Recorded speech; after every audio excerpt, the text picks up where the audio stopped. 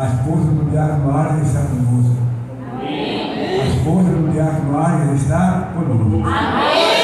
Como você recebe ela? Seja bem-vinda em nome de Jesus. Como é? Seja bem-vinda em nome de Jesus. E a senhora fique à vontade. Nós, no momento, estamos aqui fazendo o trabalho do pão que permanece, mas no instante vai ser o pão que permanece. E quero que as pessoas não fiquem ligadas no pão que permanece e coloquem a sua mente no pão que permanece. Porque é esse pão agora que nós estamos aqui a nos alimentar.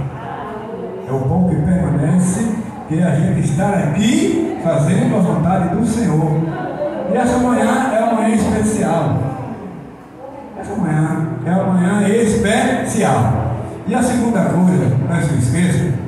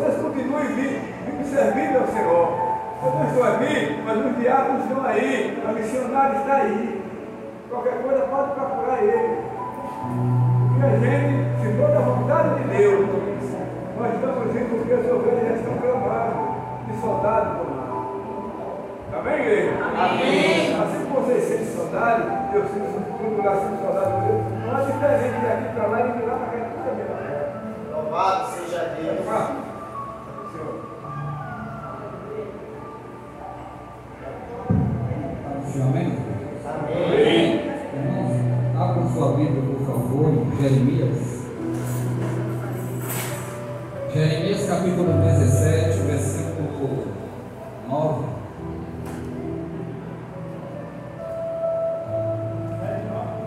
Jeremias 17, 9.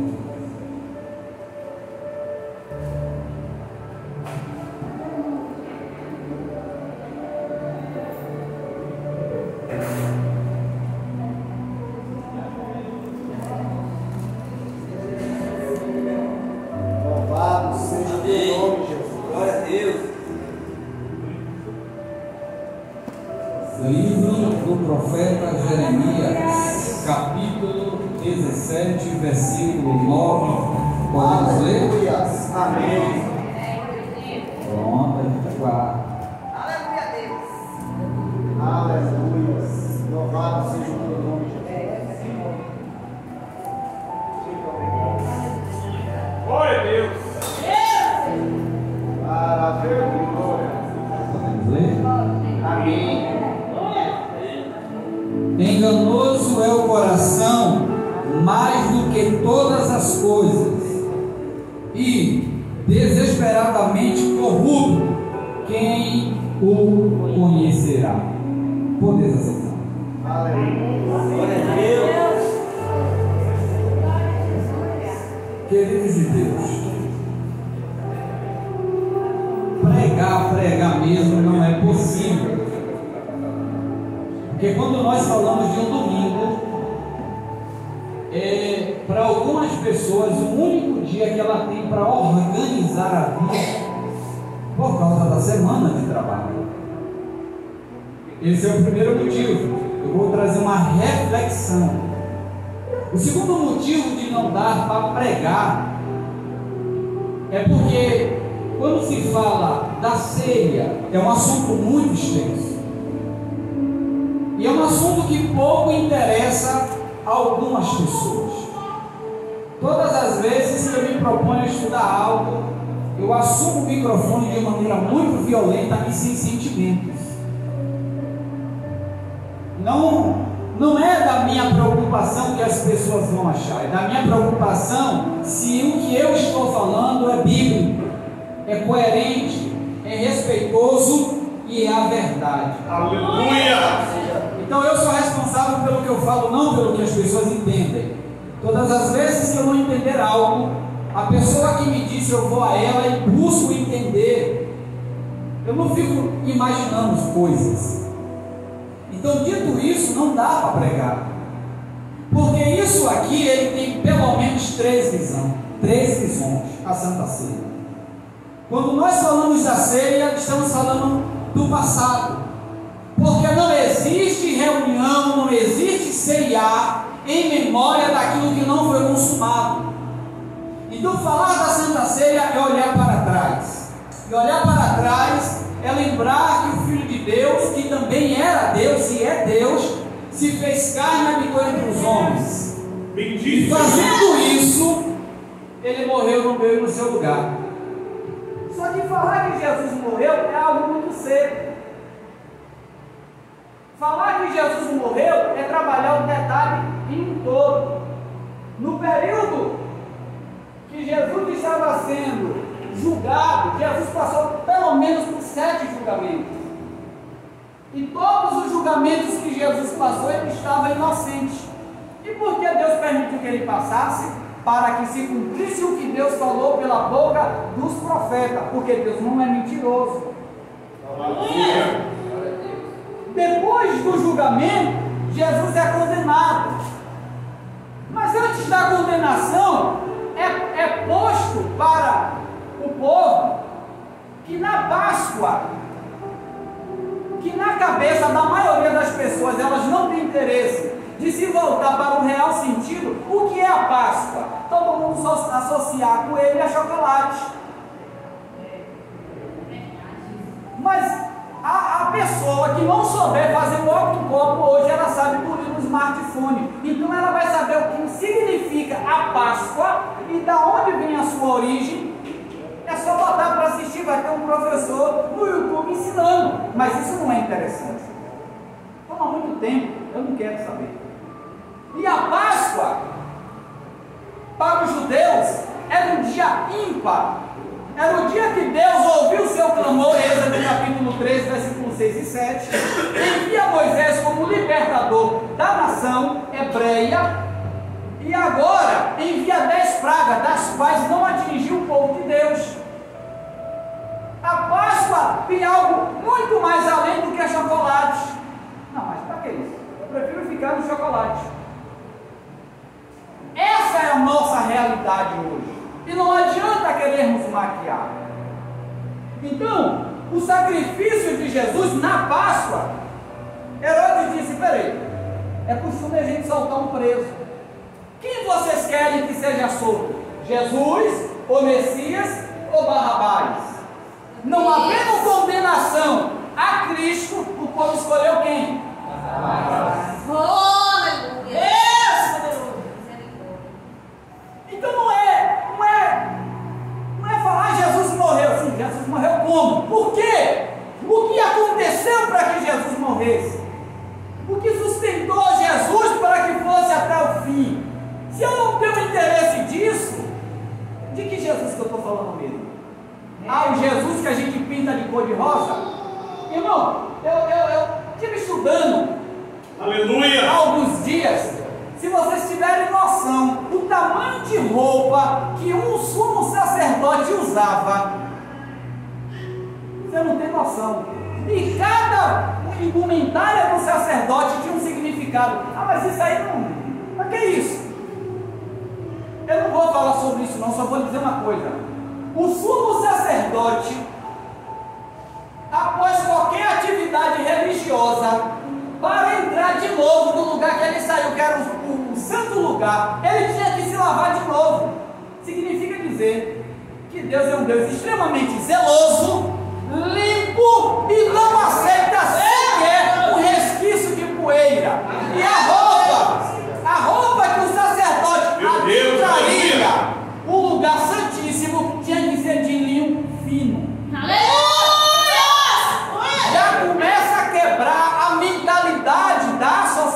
humildade.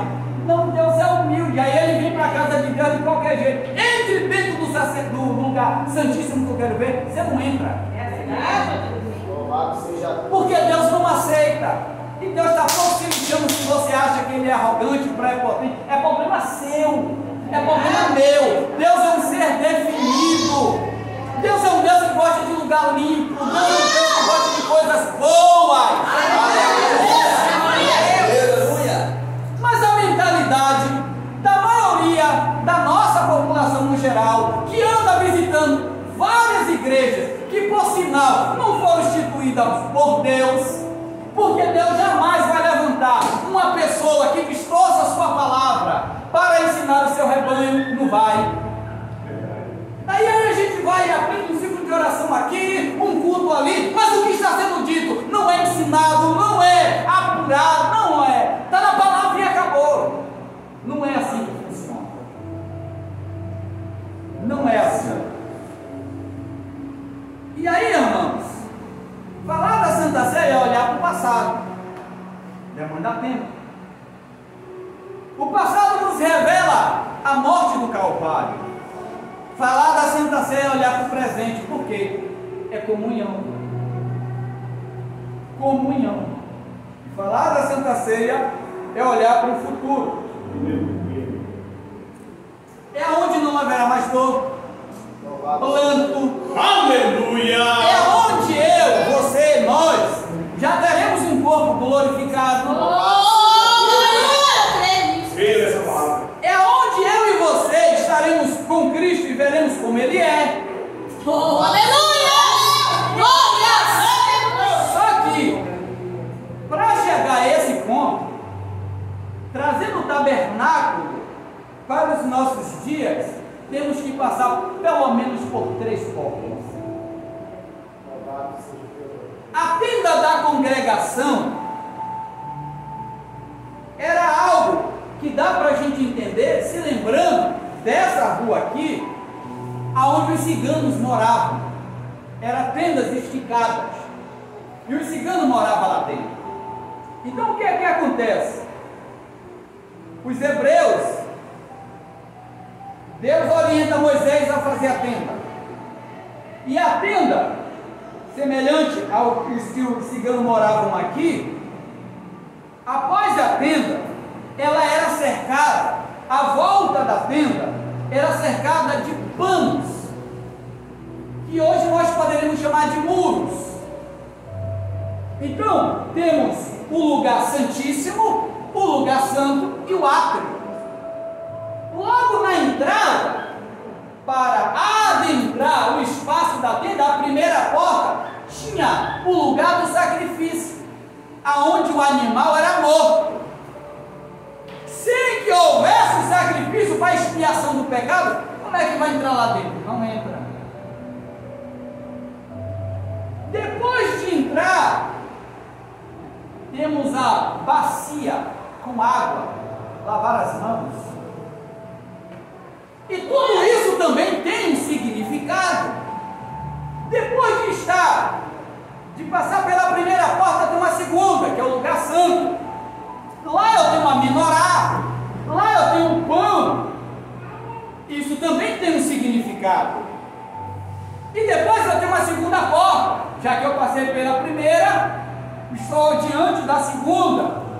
E para chegar na terceira, era onde estava a Arca da Aliança. E na Arca da Aliança tinha a vara de Arão, a tábua dos 10 mandamentos. A tábua de Arão vai falar de ministério que Deus fez florescer, que foi o ministério de Arão. Entre todos os sacerdotes, e muita gente querendo ser muita coisa. Eu quero ver Deus fazer florescer. Como fez Arão. Aleluia! Porque é oferecido para a obra tem muita gente. Aleluia! Escolhido por Deus tem poucos. E a maioria das pessoas que querem fazer alguma coisa são as mais preguiçosas para conhecer a Deus. Por que a leitura que eu fiz foi Jeremias capítulo 17, versos 9? Porque o coração ele é enganoso.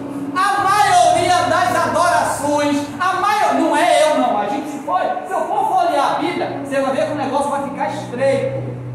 Nós queremos servir a Deus mediante o que nós sentimos, mas o próprio Deus está dizendo que o coração ele é o quê? Enganoso. Não estamos aqui para fazer o que sentimos, estamos aqui para fazer o que já foi dito. Está aqui, ó. E para saber o que está aqui, tenho que ter tempo. Eu tenho que ter prazer de meter a mão no bolso, com investir material didático. Eu tenho que ter gozo de passar horas e horas estudando para entender. E eu não entendi isso aqui, eu vou em busca de quem sabe mais do que eu. E depois eu vou em busca de outro, para quando eu abrir a boca e falar, eu saber o que eu estou dizendo. Ah, mas eu estava aqui, eu senti. Você sentiu o quê? O que você sente é meio duvidoso. Por que é meio duvidoso? Não é eu que estou dizendo, foi o próprio Deus. O coração é enganoso. A gente não estamos aqui para ser guiados pelos nossos sentimentos. Nós estamos aqui para ser guiados pela palavra de Deus. Olha o que o salmista vai dizer: luz para os meus pés. É o quê? E lâmpada para os meus pés. Ele diz que é o coração ou é a palavra? Eu nem estou nem aí para quem não gosta, porque eu senti de Deus. Eu continue sentindo. Eu prefiro ser guiado pela palavra.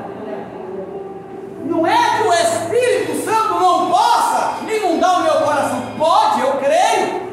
Mas todas as vezes, tudo que eu faço eu sentir. Não seria correto eu só repassar o que já está estabelecido? O que é que a Bíblia diz? A Bíblia manda fazer assim, então eu vou fazer assim. Mas é engraçado que muitas das vezes nós sabemos que a Bíblia manda fazer X, mas a gente sentiu de fazer Y. É porque a gente é muito mais santo do que Deus. Meu Deus, louvado seja Deus. A gente brinca com a nossa própria fé.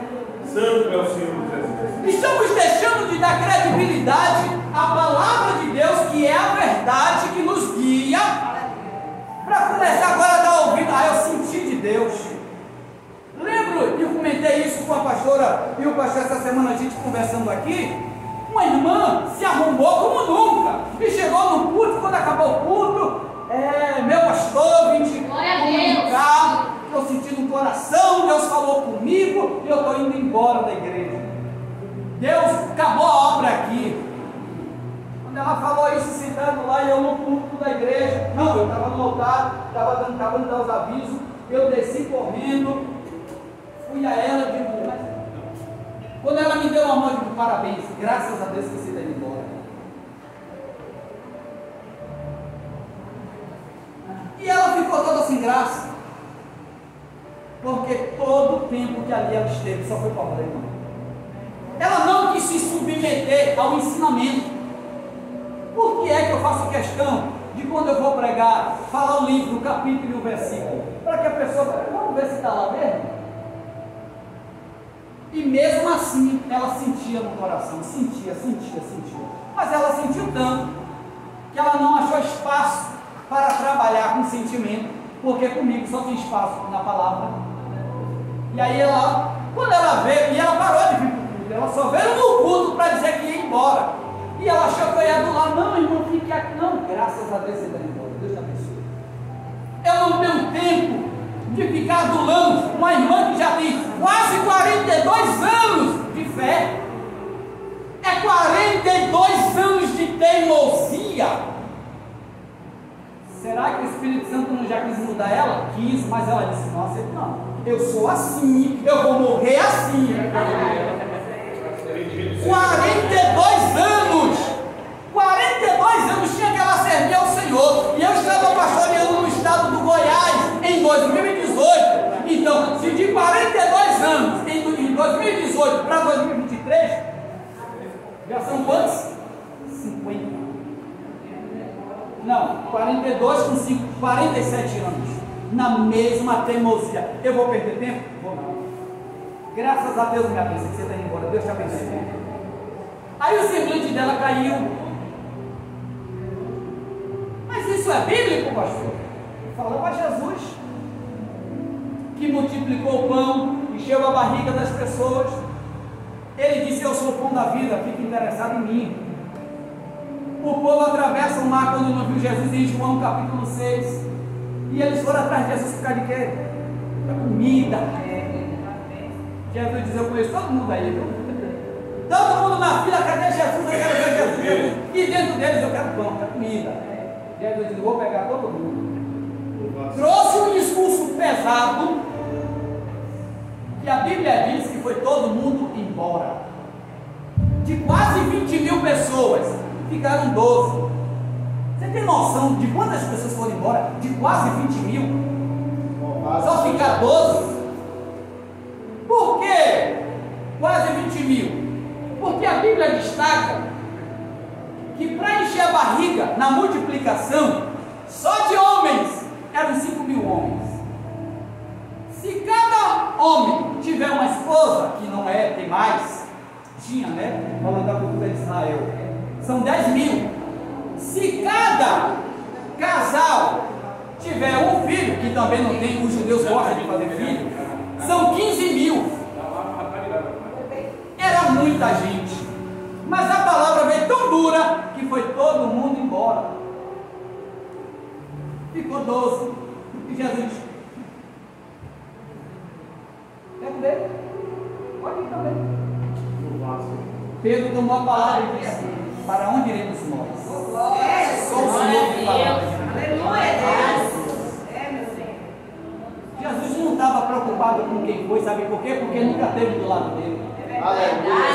Quando eu olho a história do ministério, que a gente está lá e a irmã sempre indo contra, e ela disse que vai embora, eu vou dar graças a Deus, eu vou do lado dela ficar para quê?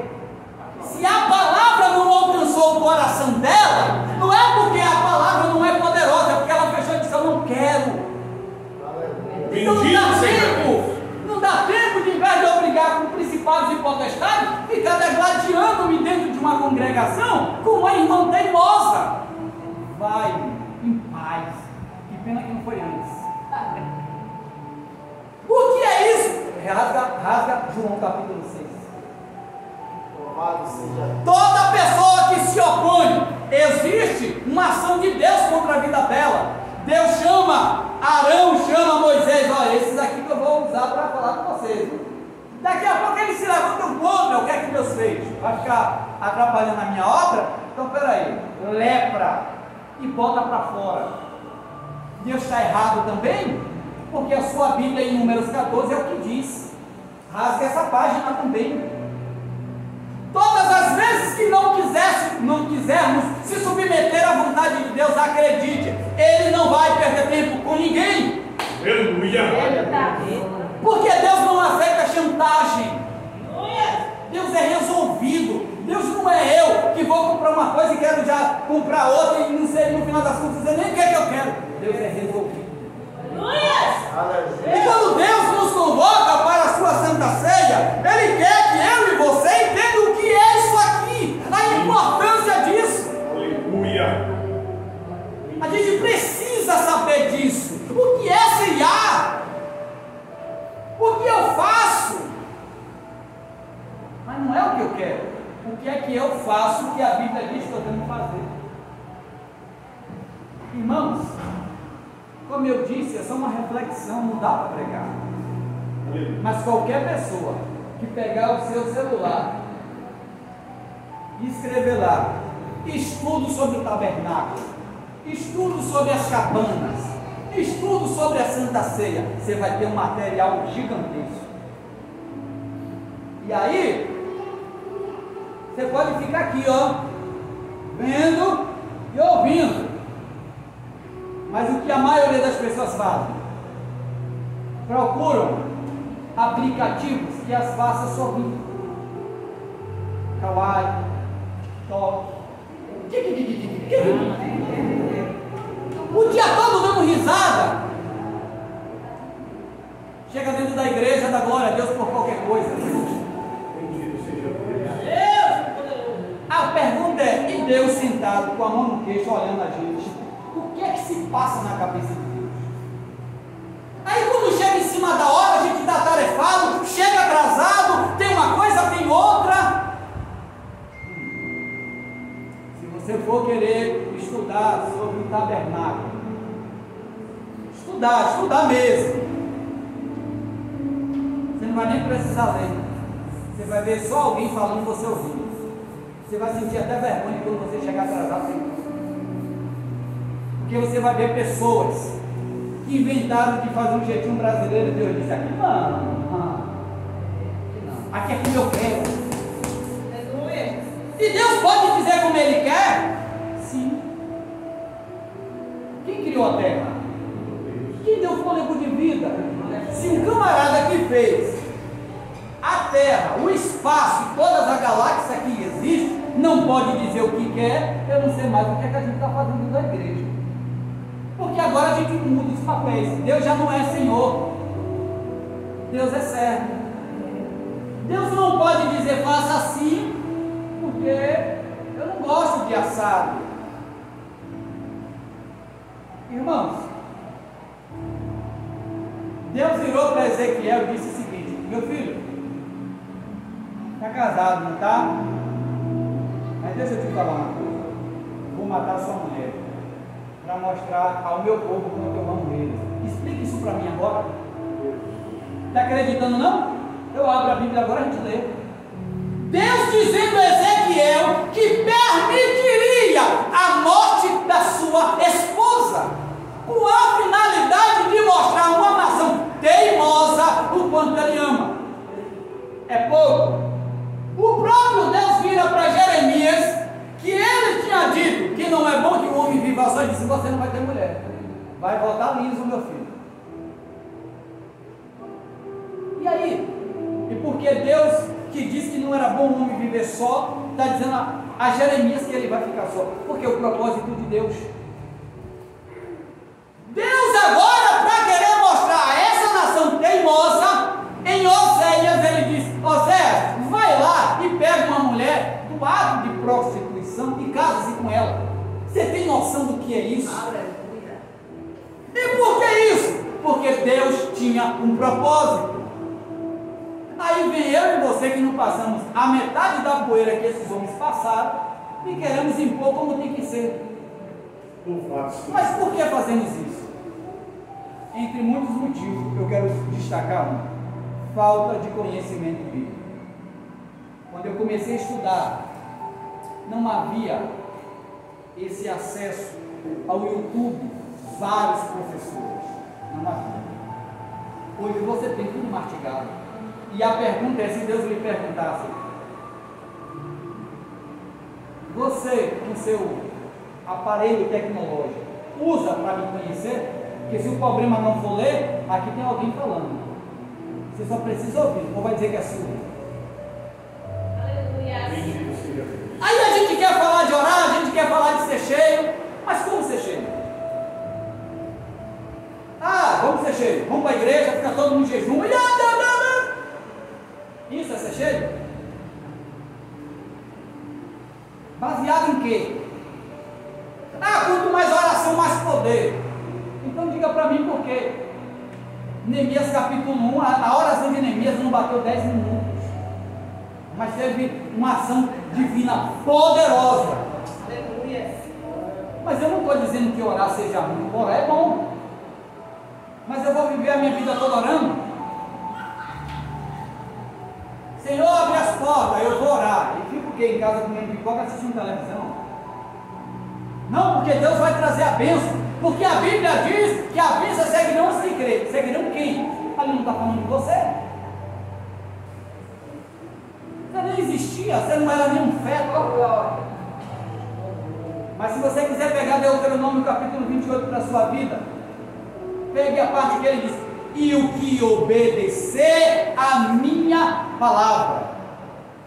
O segredo de Deuteronômio é obedecer. Aleluia. Deus, porque as coisas não acontecem na minha vida? Se vá para o espelho e se pergunte: você obedece? Você obedece? Se não, por que você quer que Deus faça alguma coisa na sua vida? Aleluia. A vida é uma troca. É reciprocidade, você dá e recebe. Está pensando que Deus só quer dar? Não. Deus quer receber. E Paulo vem dizendo a ele o poder, a glória, o louvor e a exaltação. Bendito seja Deus. Deus, irmãos, por meio da sua palavra, Ele quer se revelar para nós. Você pode ir para a sua casa, jejuar, orar, buscar a Deus, você vai ter suas experiências. Isso é muito bom, mas não despreze a palavra. Se eu abro a minha Bíblia, em Atos capítulo 6, está tendo uma confusão na ceia. Algumas mulheres estavam sendo desprezadas. O pastor toma uma palavra e diz: ei, peraí, chama todo mundo para cá. Não é bom que deixemos o ministério da palavra para servir a mesa. Levantemos homens cheios do Espírito Santo para este negócio.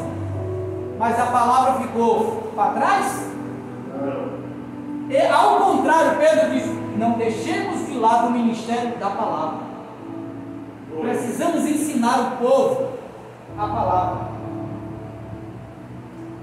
E essa necessidade de servir a mesa, agora nasce o quê? O diaconato.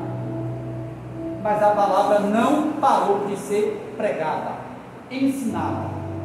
O que nós entendemos com isso aqui? A importância de eu conhecer a palavra.